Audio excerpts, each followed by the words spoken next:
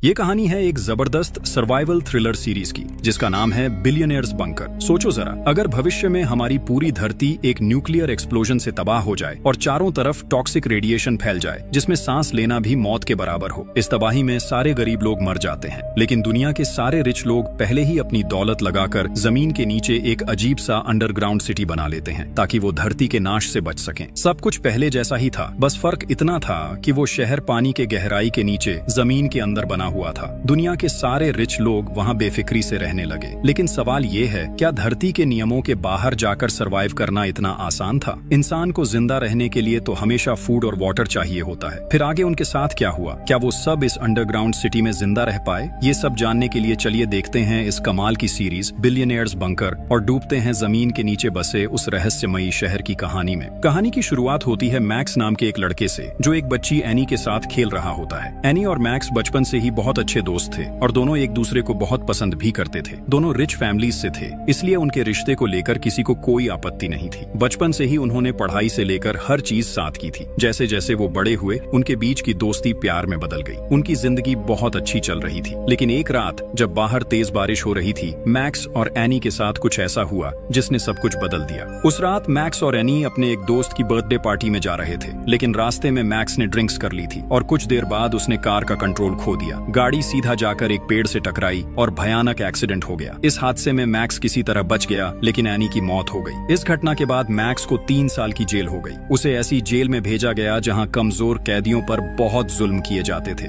लेकिन मैक्स क्योंकि rich background से था, वो ऐसे माहौल का आदी नहीं था, इसलिए शुरुआत में उसे काफी मुश्किलें झेलनी पड़ी। खुद को बचाने के लिए मैक्स ने वहां के हर कैदी को पैसे देकर अपने पक्ष में कर लिया ताकि कोई उसे टॉर्चर न करे। लेकिन धीरे धीरे मैक्स को एहसास हुआ कि उसकी लग्जूरियस लाइफस्टाइल ही उसकी जिंदगी की सबसे बड़ी गलती थी, क्योंकि पैसों की वजह से उसने कभी कुछ खुद नहीं किया था। हर चीज पैसों से करवाई थी, यानी बिना पैसे के उसकी जिंदगी की कोई पहचान ही नहीं थी। ये बात समझ आने के बाद मैक्स ने वहां के कैदियों को पैसे देना बंद कर दिया, और जैसे ही ऐसा हुआ धीरे धीरे वहां के कैदी उसके खिलाफ हो गए। अब वो भी मैक्स पर वैसे ही टॉर्चर करने लगे जैसे बाकी कैदियों पर करते थे। वक्त बीतने के साथ ये जुल्म इतना बढ़ गया कि एक दिन उन्होंने मैक्स को वॉशिंग मशीन के अंदर बंद कर दिया। काफी देर बाद जब उसे बाहर निकाला गया तो मैक्स को लगा कि शायद आज वो मर जाएगा, लेकिन अगले ही पल उसे एहसास हुआ कि इतने टॉर्चर के बाद भी उसे कोई पेन महसूस नहीं हो रहा था। यहाँ रहते रहते जैसे उसके अंदर की सारी फीलिंग्स खत्म हो गई थी। अब उसके शरीर ने दर्द सहना सीख लिया था। ये समझकर मैक्स बहुत खुश हुआ। उसे एहसास हुआ कि अगर उसे सच में रियल लाइफ में सरवाइव करना है तो उसे एक डरे हुए इंसान की तरह नहीं, बल्कि एक सच्चे बहादुर आदमी की तरह जीना होगा। ये सोचते सोचते मैक्स ने खुद को तैयार करना शुरू कर दिया ताकि अब कोई भी कैदी उसकी तरफ हाथ उठाने की हिम्मत न करे। वो हर दिन ट्रेनिंग करने लगा और कुछ ही समय में मैक्स बेहद पावरफुल बन गया। धीरे धीरे मैक्स की फाइटिंग स्किल्स भी काफी बेहतर हो गईं। अब वो जेल के अंदर होने वाले फाइटिंग मैचेस में हिस्सा लेने लगा। वक्त के साथ उसकी स्किल्स इतनी शानदार हो गईं कि कोई भी उसके सामने लड़ने की हिम्मत नहीं करता था। इसी तरह देखते ही देखते 3 साल बीत गए। अब मैक्स जेल के अंदर बहुत फेमस हो चुका था। सब उसे जेल का सबसे बेहतरीन फाइटर मानते थे, और चूंकि अब उसके जेल में आने के 3 साल पूरे हो चुके थे,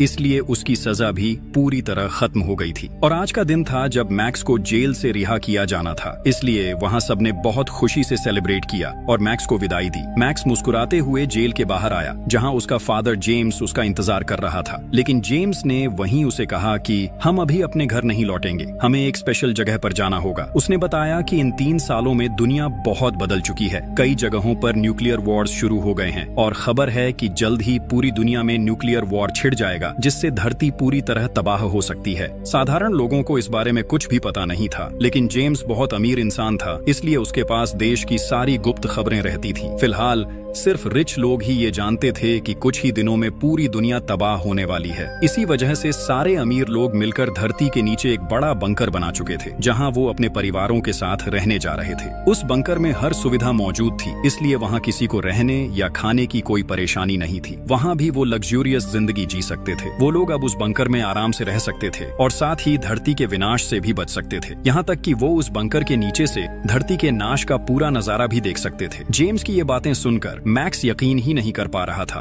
कि सिर्फ 3 सालों में दुनिया की हालत इतनी बदल चुकी है। फिर जेम्स ने अपने बेटे मैक्स को लेकर एक सीक्रेट हेलीकॉप्टर से उस गुप्त बंकर की ओर उड़ान भरी जो धरती के नीचे बनाया गया था। कुछ देर बाद जेम्स ने देखा कि वो बंकर सिर्फ जमीन के नीचे ही नहीं बल्कि एक बहुत बड़ी नदी के बिल्कुल नीचे बना हुआ है। वो बंकर नदी की गहराई में बना हुआ था। उसे इतनी गहरी जगह पर बनाने का एक बड़ा कारण था ताकि जब पूरी दुनिया में न्यूक्लियर वॉर शुरू हो तब उसकी तबाही का असर वहां तक न पहुंच सके। इस तरह वहां रहने वाले लोग पूरी तरह सुरक्षित रहेंगे। जेम्स तब मैक्स को एक मॉडर्न एलिवेटर के जरिए पानी के अंदर बहुत गहराई तक ले जा रहा था। वो जगह इतनी गहरी थी कि वहां पहुंचने में काफी समय लग रहा था। आखिरकार जब वो बंकर के पास पहुंचे तो अंदर जाने से पहले मैक्स और जेम्स के पास मौजूद मोबाइल और बाकी इलेक्ट्रॉनिक डिवाइसेस सब ले लिए गए। वो सारे डिवाइसेस वहां की एक खास जगह पर जमा कर लिए गए। इसके बाद उन्हें एक स्पेशल यूनिफॉर्म दी गई और उनके हाथों में एक हेल्थ डिवाइस लगा दी गई। मैक्स ने वहां ज्यादा वक्त बर्बाद नहीं किया और सीधा अपनी माँ और दादी के पास चला गया क्योंकि बहुत दिनों से उसने उन्हें नहीं देखा था। मैक्स की माँ उसे देखकर बहुत इमोशनल हो गई। इसके बाद जेम्स ने मैक्स को पूरा बंकर घुमाकर दिखाया। वहां उनके जैसे कई और रिच फैमिलीज भी रह रही थी। इन्हीं में से एक परिवार था एनी का फैमिली, जिसे देखकर मैक्स हैरान रह गया।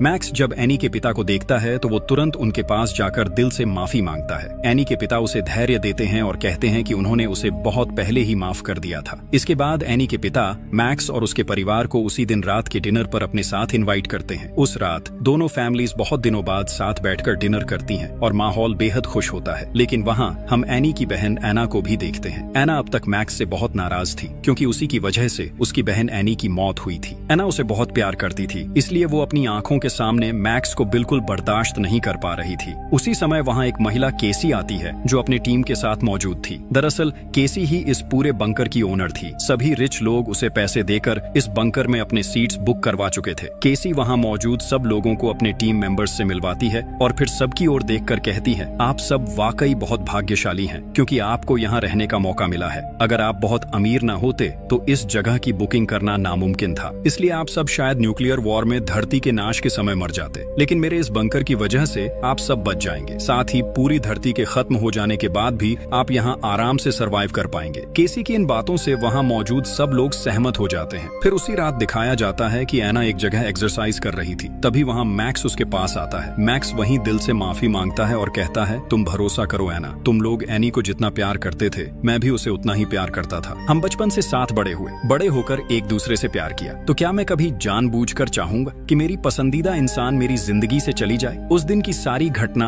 एक एक्सीडेंट थी। फिर भी मैं तुमसे दिल से माफी मांग रहा हूँ क्योंकि मेरी वजह से तुमने अपनी बहन को खो दिया, लेकिन क्या तुम मुझे माफ नहीं कर सकती? फिर मैक्स आगे कहता है, मेरे पास तुम्हारी बहन की आखिरी याद है। ये कहते हुए वो एना को एनी का फोन देता है जो एक्सीडेंट के बाद से मैक्स के पास ही था। एना वो फोन लेते हुए कुछ नहीं कहती, बस अपनी बहन को याद करके चुप हो जाती है। एना एनी का फोन लेकर अपने रूम में चली जाती है। वो अपनी बहन का फोन खोलकर चेक करने लगती है जहाँ एनी और मैक्स के कुछ सुंदर पल के वीडियोस थे। एना वही वीडियोस देख रही होती है। तभी अचानक पूरे बंकर में वाइब्रेशन शुरू हो जाता है। पूरा बंकर जोर से हिलने लगता है और साथ ही इलेक्ट्रिसिटी में भी प्रॉब्लम आने लगती है। सब लोग घबराकर बाहर की ओर दौड़ पड़ते हैं। वो सब समझ जाते हैं कि उनके बंकर की सरफेस के ऊपर बहुत बड़ा एक्सप्लोजन हुआ है। इसी वजह से पूरा बंकर इतनी भयानक तरह से हिल गया था। फौरन एक माइक्रोफोन से सभी को बताया जाता है कि सब लोग ऊपर से नीचे वाले सरफेस पर चले जाएं। वहां जाने पर वो और ज्यादा सुरक्षित रहेंगे। उधर एना अपने परिवार को ढूंढते हुए देखती है कि उसके पिता एक बड़े मलबे के नीचे दबे हुए हैं, लेकिन मैक्स और जेम्स बहुत मेहनत से उसके पिता को वहां से निकाल लेते हैं। किसी तरह सब लोग वहां से निकलकर सीधे नीचे वाले फ्लोर पर पहुंच जाते हैं। वो जगह ही असली सेफ जोन थी। वहां बहुत सारे मॉनिटर्स लगे हुए थे जिनसे बाहर की सिचुएशन के बारे में पता चल सकता था। सबके सेफ जोन में पहुंचने के बाद केसी सबके सामने आती है। वो सबको देखकर कहती है, सबसे पहले परमाणु युद्ध की खबर हमारी एजेंसी ने ही दी थी और हमारी जानकारी पूरी तरह सही निकली है। दुनिया में परमाणु युद्ध शुरू हो चुका है, लेकिन हमारे इस बंकर की वजह से आप सब अभी भी सुरक्षित हैं। केसी इसके बाद वीडियो फुटेज दिखाने लगती है। केसी मॉनिटर्स के जरिए सबको बाहर की स्थिति दिखा रही होती है, कैसे बाहर की दुनिया धीरे धीरे तबाह हो रही है। वहाँ मौजूद सभी लोग लगभग पूरा एक दिन सेफ जोन के अंदर ही गुजार देते हैं। फिर जब हालात कुछ शांत हो जाते हैं, यानी चारों तरफ के एक्सप्लोजन्स रुक जाते हैं, तब केसी अपनी एक स्पेशल टीम को बुलाती है। वो उन्हें स्पेशल सूट पहनाकर बाहर की दुनिया में भेज देती है ताकि वो जाकर देख सकें कि वहाँ की स्थिति अब अब कैसी है और जो कुछ भी वो देखेंगे उसे यहाँ सबको दिखाया जा सके। वहाँ फुटेज में दिखता है वाकई में पूरी दुनिया तबाह हो चुकी थी। चारों ओर सिर्फ धूल ही धूल दिख रही थी। परमाणु बम की टॉक्सिक रेडिएशन चारों तरफ फैल चुकी थी। अगर कोई बिना सही प्रोटेक्शन के बाहर जाएगा तो उसकी मौत पक्की है। अब कैमरे में दिखता है लूकस नाम का एक मेंबर। वो अपनी स्पेशल टीम में था। वो एक कार का इंजन चेक कर रहा था। तभी उसने एक लोहे का टुकड़ा देखा। वो उसे हाथ से छू लेता है। फौरन उसके ग्लव्स पिघल जाते हैं और उसका हाथ बुरी तरह जल जाता है। इससे वहाँ का माहौल और भी खतरनाक लगने लगता है। लूकस दर्द से पागलों की तरह इधर उधर भागने लगता है। मतलब रेडिएशन की मात्रा वहाँ इतनी ज्यादा थी कि लोहा तक आग की तरह गर्म हो गया था। लूकस की हालत देखकर बाकी टीम मेंबर्स उसे जल्दी से लेकर बंकर के अंदर आ जाते हैं। अब सब लोग इसी बात को लेकर आपस में चर्चा करने लगते हैं क्योंकि बाहर की दुनिया में बहुत खतरनाक रेडिएशन फैल चुका है। अब चाहे भी तो कोई बाहर नहीं जा सकता, लेकिन बंकर के अंदर भी क्या जिंदगी भर रहना मुमकिन है? कोई नहीं सोच पा रहा था कि उन्हें वहाँ कितने महीने या शायद कितने साल तक रहना पड़ेगा। सबको अब बंकर के नीचे ही रहना था। ये सोच कर सब बहुत अपसेट थे।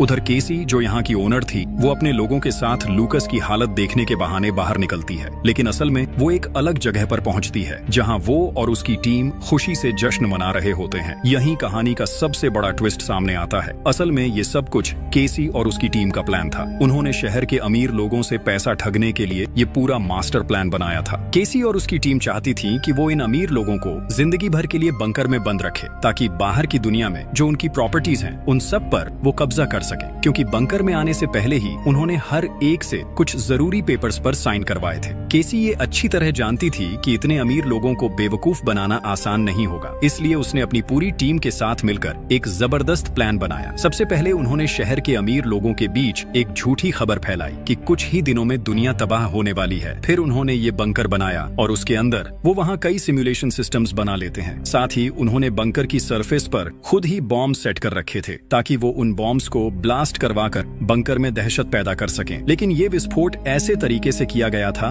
कि किसी को ज्यादा नुकसान न हो। जो वीडियोस उन्होंने लोगों को दिखाई थी वो असल में एडवांस्ड एआई सिस्टम से बनाए गए थे और उनके इन सारे प्लान्स में वो कामयाब भी हो जाते हैं, क्योंकि अब सब लोग उनकी बात मानकर बंकर में ही रहना चाहते हैं। अब दूसरी तरफ हम एना को देखते हैं। एना जब बंकर के एक टॉयलेट में होती है तभी उसे पास वाले कमरे से एक अजीब सी आवाज सुनाई देती है। उसे लगता है जैसे कोई वहाँ गिर गया हो। एना जल्दी से बाहर निकलती है और पास वाले कमरे का दरवाजा जोर से धक्का देकर खोल देती है। अंदर जाकर वो देखती है एक लड़की खुद को खत्म करने की कोशिश कर रही है। एना ये देखकर बुरी तरह डर जाती है। वो भागकर उस लड़की को पकड़ लेती है और उसके गले में बंधी रस्सी काट देती है। किसी तरह वो उसकी जान बचा लेती है। असल में बंकर में जितने भी लोग थे वो सब अंदर ही अंदर बहुत परेशान थे। ये सब लोग अमीर थे, लेकिन अब दुनिया के तबाह हो जाने के बाद उनका सब कुछ खत्म हो चुका है। उनके घर, गाड़ियां, पैसा कुछ भी नहीं बचा। पहले बाहर की दुनिया में जिन पावर्स के साथ वो जीते थे, अब चाहकर भी वो कुछ नहीं कर सकते। वो अब बिल्कुल खाली हाथ हो गए थे। यही वजह थी कि ये लड़की ये सब सह नहीं पाई और खुद को खत्म करने की कोशिश कर रही थी। लेकिन सिर्फ वही नहीं, यहाँ के लगभग सभी लोग इस माहौल के साथ खुद को ढाल नहीं पा रहे थे। सब बहुत डिप्रेस्ड हो गए थे। अब सरफेस लगभग ठीक हो चुका था, इसलिए केसी सबको कहती है कि अब किसी को चिंता करने की जरूरत नहीं है। वो सब बंकर में आराम से सरवाइव कर सकते हैं। इसके बाद केसी अपनी टीम से मिलने जाती है। वहाँ लूकास अपने टीम मेंबर्स के साथ होता है जो उसे मेकअप करवा रहे थे ताकि बाकी लोगों को दिखाया जा सके कि बाहर जाने के बाद लूकास के साथ क्या हुआ। उधर हम जेम्स और उसकी वाइफ को देखते हैं। दोनों के बीच अब झगड़ा शुरू हो गया था। असल में जेम्स एक बहुत अमीर बिजनेसमैन था और वो हमेशा अपनी मर्जी से ही जीता था। यहाँ तक कि बाहर कई लड़कियों के साथ उसका अफेयर भी था। जेम्स की वाइफ सब कुछ जानती थी। वो जानती थी कि उसका हस्बैंड कई लड़कियों के साथ अफेयर में था, फिर भी उसने उसे कभी नहीं छोड़ा क्योंकि उसे उसके पैसे की बहुत जरूरत थी। उसी पैसे के लिए वो इतने सालों तक उसके साथ रही। लेकिन अब तो सब कुछ खत्म हो चुका था। जेम्स के पास न पैसा था न पावर। अब उसकी वाइफ के लिए भी उसकी कोई कीमत नहीं रह गई थी। वो जेम्स से साफ साफ कहती है, तुम इतने सालों में जिन जिन औरतों के साथ रहे, मैं उन सब के बारे में जानती थी। सब कुछ जानते हुए भी मैंने कभी कुछ नहीं कहा। चुपचाप तुम्हारे साथ रही। जानते हो क्यों? सिर्फ तुम्हारे पैसे के लिए। मुझे पैसों की बहुत जरूरत थी, लेकिन अब तुम्हारे पास कुछ भी नहीं है, ना पैसा ना औरतें। अब मुझे तुम्हारी कोई जरूरत नहीं है। मैं अब अपनी मर्जी से जीऊंगी, इसलिए मेरी जिंदगी में तुम रुकावट मत बनो। ये सब सुनकर जेम्स बहुत गुस्से में आ जाता है। जब उसकी वाइफ वहाँ से निकलने लगती है, जेम्स उसे डांटते डांटते उसके पीछे पीछे जाने लगता है। फिर वो बिना किसी की अनुमति लिए वहाँ मौजूद सबके हिस्से का खाना खाने लगता है। उधर जब गार्ड्स ये सब देखते हैं तो वो तुरंत वहां पहुंच जाते हैं। वो अपनी इलेक्ट्रिक गन से जेम्स को झटका देने लगते हैं, लेकिन तभी वहां मैक्स पहुंचता है। वो अकेले ही उन गार्ड से लड़ने लगता है ताकि अपने पिता को बचा सके। तभी सही समय पर केसी वहां पहुंच जाती है। वो खुद सामने आकर सबकी प्रॉब्लम सॉल्व कर देती है। दूसरी तरफ हम एना के पेरेंट्स को देखते हैं। यहाँ पता चलता है कि एना के पिता का नाम हावर्ड है। जेम्स और उसकी वाइफ की तरह हावर्ड और उसकी वाइफ के रिश्ते भी ज्यादा अच्छे नहीं थे। दोनों के बीच भी अक्सर झगड़े होते रहते थे। हावर्ड और उसकी वाइफ आपस में झगड़ रहे थे। असल में हावर्ड की वाइफ एक बहुत गरीब परिवार से थी और उम्र में हावर्ड से काफी छोटी थी, लेकिन उसने हावर्ड की दौलत और पावर देखकर उससे शादी कर ली थी। कई साल साथ रहने के बाद भी वो उसे दिल से कभी प्यार नहीं कर पाई। उधर हम मिली नाम की एक लड़की को देखते हैं। उसके पास कुछ गार्ड्स आते हैं। वो मिली से कहते हैं कि उन्हें पता चला है उसका ब्लड ग्रुप AB नेगेटिव है, इसलिए अब उन्हें उसकी बहुत जरूरत है। लूकस बहुत बीमार था। रेडिएशन की वजह से उसका शरीर बुरी तरह जल गया था, इसलिए अब मिली ही उसकी मदद कर सकती थी। असल में केसी के लोग मिली और बाकी सभी को बताते हैं कि रेडिएशन की वजह से लूकस का आधा खून खराब हो चुका है और उसे बचाने के लिए AB नेगेटिव ब्लड की जरूरत है। इसलिए वो मिली समेत 2 और लोगों को लेकर एक जगह पहुंचते हैं। फिर उन्हें लूकस के पास ले जाया जाता है। लूकस को पहले से मेकअप करा के बिल्कुल रेडी किया गया था। यहाँ तक कि उन तीनों को वहाँ लाना भी केसी और उसकी टीम की योजना का हिस्सा था। ये पूरा प्लान इसलिए बनाया गया था ताकि सब लोग अपनी आंखों से लूकस की हालत देख सकें और जाकर बाकी लोगों को ये बात बताए जिससे सब डर जाए और कोई भी बाहर जाने की कोशिश न करे। मिली जब वहाँ लूकस को देखने आती है तो उसे सच में लगता है कि उसकी हालत बहुत खराब है। थोड़ी देर बाद लूकस वहीं मरने का नाटक करता है। सबको बता दिया जाता है कि लूकस मर गया है। लूकस की ऐसी हालत देखकर मिली बहुत इमोशनल हो जाती है। अब धीरे धीरे केसी और उसकी टीम का पूरा प्लान सामने आने लगता है। केसी और उसकी टीम अपने प्लान में काफी हद तक सफल हो चुकी थी। उसकी टीम में जैक नाम का एक लड़का भी था जो असल में केसी का अपना भाई था। जैक बहुत बीमार रहता था, इसलिए केसी हमेशा उसे अपने पास रखती थी। अब केसी अपनी टीम से कहती है, अब समय आ गया है हमारे प्लान के अगले स्टेप पर जाने का। वो सबको बताने लगती है कि उसने हावर्ड के बारे में सारी जानकारी कैसे जुटाई। असल में हावर्ड जिस परिवार में पैदा हुआ था वो पहले से ही बहुत अमीर फैमिली थी। बचपन के बाद धीरे धीरे हावर्ड ने अपने फैमिली बिजनेस की देखभाल शुरू कर दी थी। हावर्ड के पास पैसों की कोई कमी नहीं थी। बहुत कम समय में वो एक सफल बिजनेसमैन बन गया। धीरे धीरे उसने करीब 60 कंपनियों का मालिक बन गया। हर कंपनी से उसे इतना पैसा मिलने लगा कि उसका नाम दुनिया के 10 सबसे अमीर लोगों में शामिल हो गया। केसी अमीर लोगों से बहुत नफरत करती थी। वो बचपन से देखती आई थी कि अमीर लोग गरीबों पर कैसे जुल्म करते हैं। इसीलिए उसने खुद की एक टीम बनाई जिसमें ज्यादातर गरीब घरों के लोग थे, क्योंकि वही लोग उसकी सोच को समझ सकते थे और उसके साथ ईमानदारी से काम कर सकते थे। केसी और उसकी टीम का प्लान साफ था। वो सारे अमीर लोगों को बंकर में बंद रखेंगे और बाहर जो उनकी प्रॉपर्टी और पैसा है वो सब गरीबों में बांट देंगे, ताकि अमीर और गरीब के बीच का फर्क थोड़ा कम हो जाए और गरीब लोगों को अब कभी छोटा महसूस न करना पड़े। केसी को पता था कि अगर वो दुनिया के खत्म होने का प्लान बनाएगी तो अमीर लोग कभी गरीबों के बारे में नहीं सोचेंगे। वो सिर्फ अपने आप को बचाने की कोशिश करेंगे। इसलिए केसी और उसकी टीम ने सबसे पहले हावर्ड को निशाना बनाया। उनका प्लान था कि हावर्ड की सारी प्रॉपर्टी और पैसा गरीब लोगों में बांट दिया जाए। अब उन्हें ये पता लगाना था कि हावर्ड का पैसा कहाँ कहाँ रखा है, तो उन्होंने उसी के हिसाब से अपना काम शुरू कर दिया। केसी सबको बुलाकर कहती है, दुनिया अब पूरी तरह खत्म हो चुकी है। हमारे पास अब बहुत कम खाना और पानी बचा है, लेकिन कल रात जेम्स ने बिना किसी की अनुमति के सबके हिस्से का खाना खुद ही खा लिया। इसलिए अब से सबको थोड़ा थोड़ा खाना मिलेगा, वरना बहुत जल्दी हमारा सारा स्टॉक खत्म हो जाएगा। असल में केसी ये बातें इसलिए कह रही थी ताकि सब लोग सिचुएशन को और ज्यादा सीरियस समझें। वो चाहती थी कि सबको सच में लगे कि दुनिया तबाह हो चुकी है और अब उन्हें अपने खाने पानी को लेकर बहुत सावधानी से जीना होगा।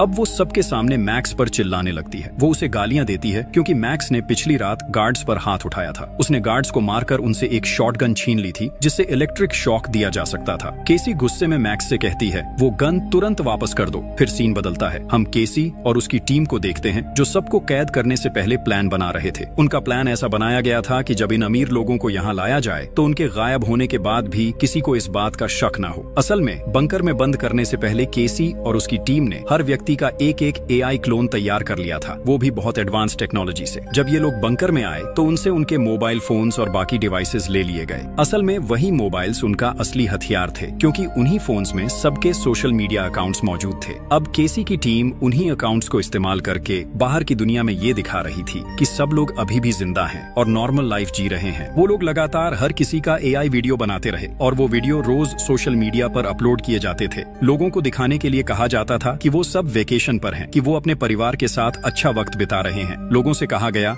जब तक हम खुद कांटेक्ट नहीं करते तब तक हमें परेशान मत करो। इस तरह बाहर के लोग उन्हें ढूंढना बंद कर देंगे और जितना ज्यादा ये बात फैलती उतना ही केसी का प्लान सफल होता गया। केसी और उसकी टीम के पास जो मोबाइल फोन्स थे वो सब लगातार एक्टिव रखे गए। उन अकाउंट से रोज नए फेक अपडेट्स और वीडियोस डाल दिए जाते थे। इस तरह बाहर की दुनिया को लगता रहा कि सब नॉर्मल है और केसी का पूरा झांसा कामयाब होता रहा। वो फोन्स हमेशा एक्टिव रखे गए थे। जब भी किसी फोन पर कॉल या मैसेज आता तो उनका एआई सिस्टम अपने आप रिप्लाई दे देता था। अगर कोई कॉल करता तो एआई सिस्टम उसी व्यक्ति की वॉइस कॉपी कर लेता था और उसकी आवाज में सामने वाले से बात करता था। इसी एआई सिस्टम की मदद से केसी अपना पूरा प्लान सफल बना रही थी। आज भी जब सबके फोन्स एआई सिस्टम से कनेक्टेड थे तभी हावर्ड के फोन पर स्टैन नाम के एक आदमी का कॉल आता है। स्टैन हावर्ड का बिजनेस पार्टनर था। वो लगभग हर दिन हावर्ड को फोन करता था, लेकिन आज स्टैन हावर्ड पर बहुत गुस्सा था क्योंकि हावर्ड के साथ उसका एक बहुत इंपॉर्टेंट डील चल रहा था। वो वीडियो फुटेज के जरिए हावर्ड से कहता है, तुम इतने जिम्मेदार कैसे नहीं हो सकते? तुम जानते हो हमारी ये डील कितनी इंपॉर्टेंट है। तुम तुरंत मुझसे मिलो, वरना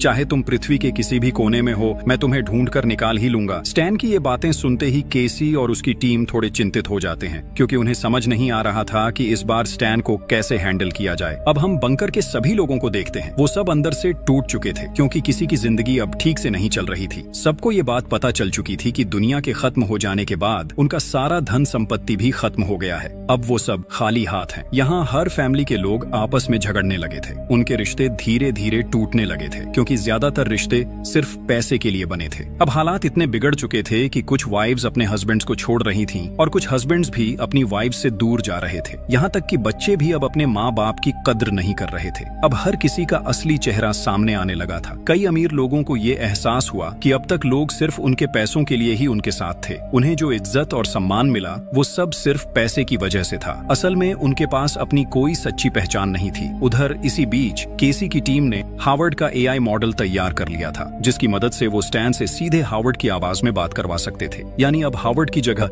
एआई ही बात करेगा। तो वो लोग अपना सिस्टम चालू करते हैं और स्टैन को वीडियो कॉल करते हैं। फिर हावर्ड का एआई मॉडल एक्टिवेट कर दिया जाता है। इसके बाद वो एआई मॉडल स्टैन से बात करना शुरू करता है। अब केसी की टीम एआई के जरिए स्टैन से बातचीत करती है और उन्हें पता चलता है कि कुछ महीने पहले स्टैन और हावर्ड ने एक पार्टी में बहुत बड़ा प्लान बनाया था। दोनों ने तय किया था कि उनके पास जितना भी ब्लैक मनी है उसे इस्तेमाल करके वो एक बहुत बड़ी कंपनी खोलेंगे और उनका वो प्लान पूरी तरह तैयार भी हो चुका था। लेकिन तभी अचानक हावर्ड गायब हो गया। इसी वजह से स्टैन उसे बार बार फोन कर रहा था। केसी ने हावर्ड के एआई मॉडल के जरिए चालाकी से स्टैन से ये भी पता लगा लिया कि जिस ब्लैक मनी की बात वो कर रहे थे वो दरअसल कहाँ रखी है। उन्हें पता चलता है कि वो पैसा हावर्ड के घर के एक सीक्रेट जगह पर छुपा हुआ है जिसे एक पासवर्ड से खोला जा सकता है, लेकिन वो पासवर्ड सिर्फ असली हावर्ड को ही पता है। अब केसी अपनी पूरी टीम के साथ प्लान बनाती है कि किसी भी तरह उन्हें वो पासवर्ड पता लगाना ही होगा। अब उनका प्लान साफ था। वो अपनी बातों में फंसाकर हावर्ड से उसका सीक्रेट पासवर्ड निकलवाएंगे। फिर उसी पासवर्ड का इस्तेमाल करके हावर्ड और स्टैन के सारे ब्लैक मनी पर कब्जा कर लेंगे और उस पैसे को बांटकर गरीब लोगों में दे देंगे। इसके बाद केसी एक जगह अकेली बैठी होती है, थोड़ी उदास। वो अपने बचपन की बातें सोच रही होती है। जब केसी सिर्फ 12 साल की थी वो अपने भाई जैक के साथ एक स्कूल में पढ़ती थी। उस स्कूल के ज्यादातर बच्चे अमीर घरों के थे, लेकिन जब केसी अपने भाई जैक के साथ वहाँ जाती तो वो अमीर बच्चे हमेशा उन्हें चिढ़ाते थे, उन्हें छोटे लोग कहकर नीचा दिखाते थे।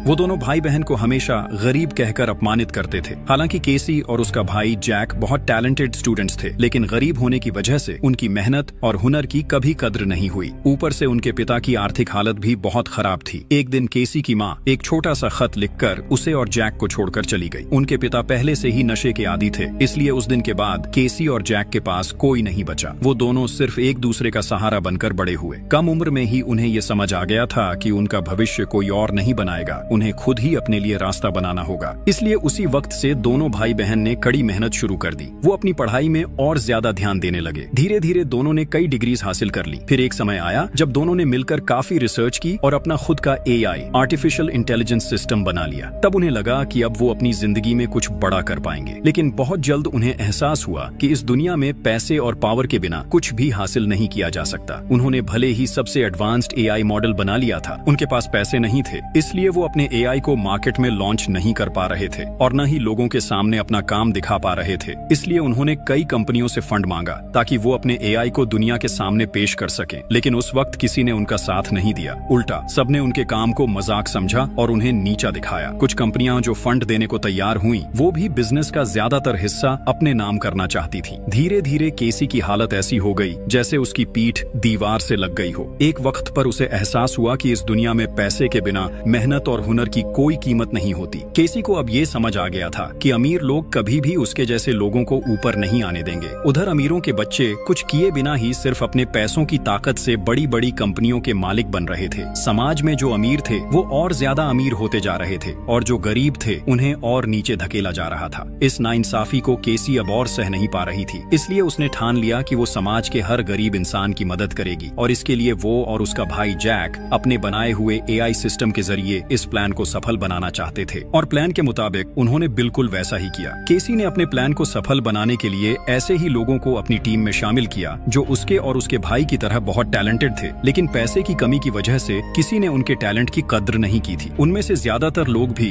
अपनी जिंदगी में कभी न कभी किसी अमीर इंसान द्वारा अपमानित हुए थे। इसी तरह केसी ने अब तक अपना पूरा प्लान चलाया। अब हम केसी को फिर से देखते हैं। वो अपनी टीम से कहती है, मेरे दिमाग में एक आइडिया आया है। मुझे अब समझ में आ गया है कि मैं हावर्ड से उसका पासवर्ड कैसे निकलवा सकती हूँ। केसी अब जान चुकी थी कि हावर्ड से पासवर्ड कैसे निकलवाना है। उसने तय किया कि वो हावर्ड को वही देगी जिसकी उसे सबसे ज्यादा जरूरत है, अटेंशन और केयर की। क्योंकि बंकर में आने के बाद से हावर्ड सबके लिए एक नजरअंदाज किया हुआ इंसान बन गया था। अब अगर कोई उसकी परवाह करे तो वो उसे जरूर अहमियत देगा। इसलिए केसी अपनी टीम की एक मेंबर को हावर्ड के पास भेजती है। उस लड़की का नाम था इंग्रिड। इंग्रिड हावर्ड से बहुत अच्छे से पेश आने लगती है। वो उसकी बातों में इंटरेस्ट दिखाती है और धीरे धीरे उसे अपनी तरफ आकर्षित करने लगती है। थोड़े ही समय में हावर्ड और इंग्रिड के बीच एक अच्छी दोस्ती हो जाती है। हावर्ड और इंग्रिड अब एक दूसरे के साथ वक्त बिताने लगे थे क्योंकि अब हावर्ड के पास बात करने के लिए कोई नहीं था। एक दिन इंग्रिड हावर्ड से कहती है, अगर तुम चाहो तो हम दोनों एक गेम खेल सकते हैं। इससे हमारा बोरिंग वक्त थोड़ा अच्छा गुजरेगा। हावर्ड उसकी बात मान जाता है। फिर इंग्रिड मुस्कुराते हुए कहती है, चलो हम दोनों एक दूसरे को अपने सीक्रेट्स बताएंगे। बातों बातों में इंग्रिड बताने लगती है कि उसके भी कुछ सीक्रेट लॉकर्स थे जहां उसने अपनी जिंदगी की सबसे कीमती चीजें रखी थी, लेकिन दुनिया के खत्म होने के बाद वो सब शायद नष्ट हो चुके हैं। इंग्रिड उससे पूछती है, तुम्हारे लॉकर के पासवर्ड्स क्या थे? फिर वह बनावट की बातें करके धीरे धीरे अपने लॉकर्स के पासवर्ड्स बताती है। बातों बातों में हावर्ड भी इंग्रिड पर भरोसा कर बैठता है। वो धीरे धीरे अपने सीक्रेट पासवर्ड सब बता देता है। और सिर्फ इतना ही नहीं, अब क्योंकि हावर्ड के पास कुछ भी बचा नहीं था, वो इंग्रिड को अपने बैंक और जहां जहां पैसा रखा था उन सब जगहों के डिटेल्ड पासवर्ड्स भी बता देता है। इसके बाद केसी का पूरा प्लान पूरी तरह कामयाब हो जाता है। अगले दिन केसी और उसकी टीम हावर्ड के एआई कैरेक्टर का इस्तेमाल करके वो फिर से स्टैन को फोन करते हैं। वो स्टैन से कहता है, मैं अभी देश से बहुत दूर हूँ, फिर भी मैं तुम्हें बता रहा हूँ कि हमने अपना ब्लैक मनी कहाँ रखा है। ये रहे उन जगहों के पासवर्ड्स। तुम वहाँ से सारा पैसा निकाल लो और उस पैसे से कोई स्टार्टअप कंपनी शुरू कर दो, क्योंकि मेरे लौटने में बहुत देर हो जाएगी। इसी बीच केसी हावर्ड के एआई कैरेक्टर के जरिए स्टैन को और एक बात बहुत साफ तरीके से बता देती है, तुम खुद से कोई कंपनी मत खरीद लेना, मैं जो कंपनी का नाम बताऊंगा वही खरीद लेना।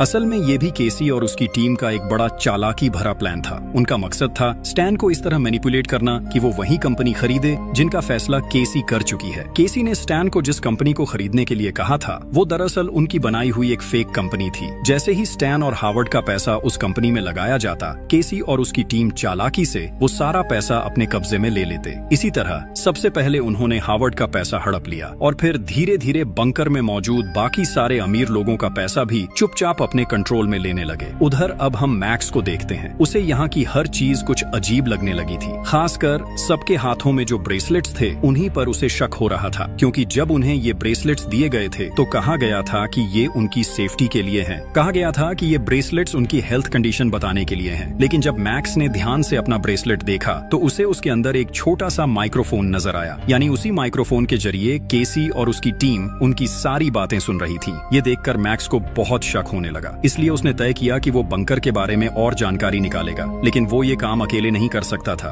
क्योंकि पकड़े जाने का खतरा था। इसलिए उसने फैसला किया कि वो इस काम में एना को अपना साथी बनाएगा। मैक्स अब एना से दोस्ती करना चाहता था। वो कुछ कागज के टुकड़ों पर अपनी सारी बातें लिख कर उसके पास लाता है, क्योंकि अगर वो सीधे एना से बात करता तो केसी और उसकी टीम माइक्रोफोन्स के जरिए उनकी हर बात सुन सकती थी। मैक्स एना के पास जाकर एक कागज दिखाता है जिस पर लिखा होता है, चुप रहो। एना हैरान होकर उसकी तरफ देखती है। फिर मैक्स अगले कागज पर लिखता है, कि यहाँ आने के बाद से उसे कई बातें अजीब लगी हैं।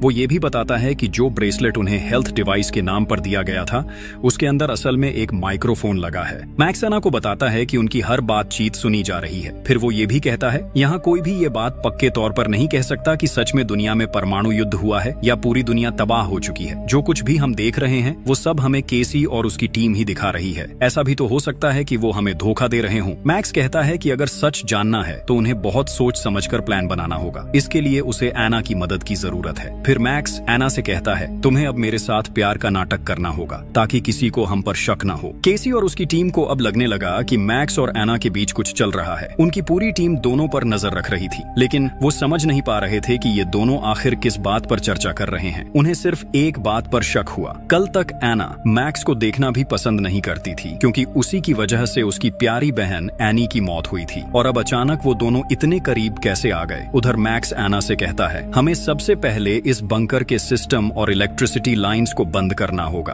मैक्स ने एक प्लान बनाया ताकि पूरा बंकर अंधेरे में डूब जाए। अंधेरे का फायदा उठाकर वो दोनों बाहर जाकर देख सकें कि सच में दुनिया तबाह हुई है या नहीं। लेकिन बाहर जाना बहुत रिस्की था, इसलिए उनके पास सेफ्टी सूट होना जरूरी था। मैक्स ने अना को काम दिया कि जब सब कुछ अंधेरा हो जाए तो वो 2 सेफ्टी सूट चुरा कर ले आए। तब तक मैक्स बंकर के सिस्टम रूम को ढूंढ लेगा। इसके बाद अपने अगले प्लान के लिए उसने अना को अपने रूम में बुला लिया। मैक्स वहां जाकर बहुत जोर से रोमांटिक म्यूजिक प्ले कर देता है ताकि वो बिना झिझक अपने प्लान के बारे में खुलकर बात कर सकें। मैक्स और आना सोचते हैं कि जल्दी ही वो इंटीमेट हो सकते हैं, इसलिए केसी की टीम उन पर ज्यादा ध्यान नहीं देगी। इसी बीच मैक्स आना को अपने कमरे में दिखाता है कि वहाँ एक सीक्रेट एग्जिट गेट है, यानी अब उन्हें बंकर के अंदर एक डिस्ट्रैक्शन बनानी होगी ताकि सारे गार्ड्स दरवाजों से हट जाएं। उनके पास एक आइडिया था। एना मैक्स से कहती है कि वो कभी केमिस्ट्री की स्टूडेंट थी, उसके पास अब कुछ केमिकल्स हैं जिनसे वो एक छोटी बॉम्ब बना सकती है और उस बॉम्ब से शायद वो डिस्ट्रैक्शन बना पाएगी। दूसरी तरफ केसी हावर्ड के एआई मॉडल ने स्टैन को कुछ कहा। स्टैन उसी बात पर सीधे बैंक जाकर उस कंपनी को देखने चला गया, लेकिन कंपनी देखकर उसे अच्छा महसूस नहीं हुआ, इसलिए उसने हावर्ड को वीडियो कॉल कर बताया कि कंपनी उसे ज्यादा पसंद नहीं आई। स्टैन की बात सुनकर केसी अपने प्लान के मुताबिक उस कंपनी में अपनी टीम मेंबर लूकस को भेजती है। वो लूकस को हावर्ड से भी बड़ा इन्वेस्टर बनाकर पेश करती है। लूकस वही व्यक्ति था जिसने पहले रेडिएशन से झुलस कर मरने का नाटक किया था। अब केसी लूकस से कहती है कि स्टैन के सामने कंपनी की रेट और शेयर्स बढ़ा चढ़ा कर दिखाए ताकि स्टैन सोचे कि कंपनी की कीमत बहुत ज्यादा है और लालच में आकर उसे खरीदना चाहेगा, क्योंकि बाद में उसे इस कंपनी से बहुत प्रॉफिट मिलने वाला है। अना अपनी प्लान पर काम करने लगती है। दूसरी तरफ मैक्स काफी खोजबीन के बाद बंकर का कंट्रोल रूम ढूंढ लेता है और वहां का सिस्टम बंद कर देता है। इससे तुरंत हावर्ड का एआई मॉडल भी बंद हो जाता है और स्टैन के साथ उसकी वीडियो कॉल भी कट जाती है। अब स्टैन समझ नहीं पा रहा था कि उसे उस कंपनी को खरीदना चाहिए या नहीं। कुछ देर बाद मैक्स और आना अपने प्लान के मुताबिक सारे सिस्टम्स फिर से चालू कर देते हैं क्योंकि उनका प्लान पूरा हो चुका था।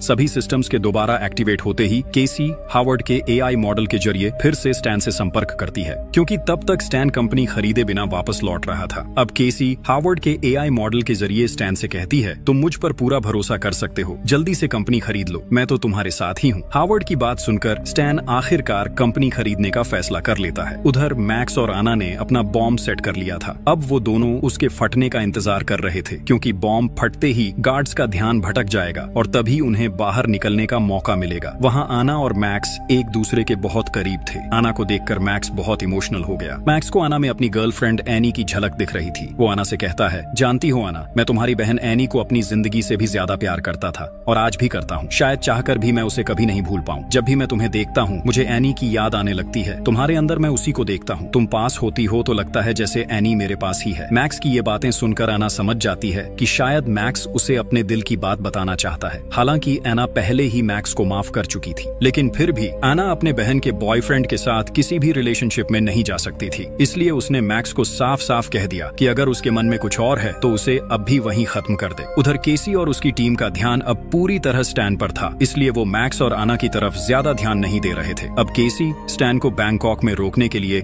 अपनी एक और साथी इंग्रिड का इस्तेमाल करती है। इसी इंग्रिड के जरिए उसने हावर्ड से उस कंपनी के सारे कोर्ट डॉक्यूमेंट्स डॉक्यूमेंट्स और डिटेल्स हासिल की थी। प्लान के मुताबिक इंग्रिड अब स्टैन से दोस्ती करके उसके करीब आने लगती है। इंग्रिड के माता पिता उसे छोड़कर विदेश जा रहे थे, जो दरअसल उनके प्लान का ही हिस्सा था। जब स्टैन को ये बात पता चलती है तो वो इंग्रिड की खूबसूरती से प्रभावित होकर कहता है कि वो उसका ख्याल रखेगा। स्टैन फिर इंग्रिड के साथ ड्रिंक्स लेकर पार्टी करने लगता है। प्लान के मुताबिक इंग्रिड अब स्टैन के बहुत करीब आ जाती है। वो स्टैन से कहती है कि जिस कंपनी को वो खरीदने जा रहा है वो बहुत अच्छी कंपनी है, इसलिए उसे देर नहीं करनी चाहिए। अगर वो देर करेगा तो कोई और उस कंपनी को खरीद सकता है। स्टैन ये सुनकर और देर नहीं करता और तुरंत पैसे ट्रांसफर करने की तैयारी करने लगता है। स्टैन जैसे ही पैसे भेजने वाला होता है, थोड़ी देर बाद दिखता है कि सारे पैसे केसी के अकाउंट में पहुंच गए हैं, यानी उनका प्लान पूरी तरह सक्सेसफुल हो गया था। लेकिन उसी वक्त एना और मैक्स द्वारा सेट किया गया बॉम्ब अचानक ब्लास्ट हो जाता है। पूरा बंकर हड़कंप में आ जाता है। हर कोई डरकर अपनी जान बचाने के लिए इधर उधर भागने लगता है। यहाँ तक कि गार्ड्स भी अंदर चेक करने पहुंच जाते हैं। इस अफरा तफरी का फायदा उठाकर मैक्स और आना पीछे मौजूद सीक्रेट एग्जिट गेट से वहां से निकल जाते हैं। स्टैन बहुत रिलैक्स था। कंपनी खरीदने के बाद वो अपने प्राइवेट जेट से घर लौट रहा था, लेकिन तभी उसकी नजर एक पोस्टर पर पड़ती है। उसमें इंग्रिड की मां की तस्वीर थी, जो असल में थाईलैंड की बहुत बड़ी एक्ट्रेस थी। स्टैन को याद आता है कि इंग्रिड ने उसे बताया था कि उसके माता पिता दोनों बिजनेसमैन हैं। अब स्टैन सब समझ जाता है। उसे एहसास होता है कि उसके साथ एक बड़ा स्कैम हुआ है। वो तुरंत इंग्रिड के सोशल मीडिया अकाउंट्स चेक करने लगता है, लेकिन अब इंग्रिड के सारे अकाउंट्स डिसेबल हो चुके थे। स्टैन अब बिल्कुल भी समय बर्बाद नहीं करता और सीधा उसी कंपनी में पहुंच जाता है। लेकिन वहां पहुंचकर वो देखता है कि कंपनी में तो अब कोई भी नहीं है। ये सब देखकर स्टैन पूरी तरह हैरान रह जाता है। उसे समझ नहीं आता कि अब क्या करे। वो तुरंत हावर्ड को वीडियो कॉल करता है और उससे कुछ प्राइवेट सवाल पूछता है, जैसे कि वो दोनों साथ में कहां घूमने गए थे, क्या क्या किया था और वो किस कॉलेज में पढ़ता था। लेकिन इस बार हावर्ड किसी भी सवाल का जवाब नहीं दे पाता। कुछ ही देर में स्टैन को एहसास हो जाता है